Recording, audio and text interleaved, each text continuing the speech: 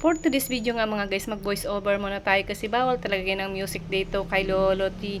Ayan, nagkulay nga po ako ng aking buhok kasi sobrang dami na rin talaga ng puti. Ang bilis talaga humaba ng buhok ko kasi pa sa paghaba ng buhok mo ay kitang-kita na naman agad ng iyong puting buhok. So kailangan natin na yan takpan o diba? Sa dinami-dami ng pwedeng pumuti, ito pa talagang ating buhok pumuti, charot.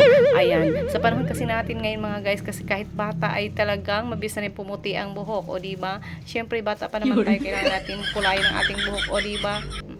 Alam niyo ba itong ating DIY coloring shampoo mga guys ay napakagandang gamitin bukod sa magandang gamitin. Ang lambot pa talaga ng buhok mo dito mga guys. Hindi siya masakit sa anit, hindi siya makati sa anit. Ayan, kayang-kaya mo nang gawin yan sa sarili mo. Hindi mo na kailangan ng katulong mo, di ba? Siyempre mga guys, kailangan talaga natin magpaganda at magpakulay ng ating buhok. O di ba, hindi ba naman tayo mukhang matanders, di ba?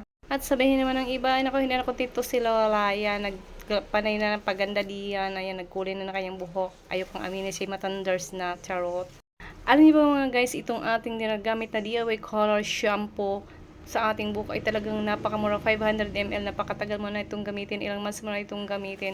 Dahil sobrang mabilis nga po pumunti ang ating buhok, kailangan na po nating malaking hair coloring. Ayan, napakaganda ng pagkatapos niyan mga guys. Ayan, napakalambot ng aking buhok at saka pantay talaga yung pagkakulay ko. Ayan.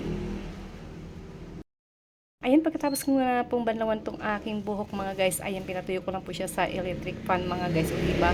Para siyang dinariban mga guys, tsaka ang lambot talaga sa buhok nitong aking coloring shampoo na ito mga guys, ayan, diba? Pak na pak, bonggang bongga mga guys, ang resulta, o diba? Thank you so much for watching.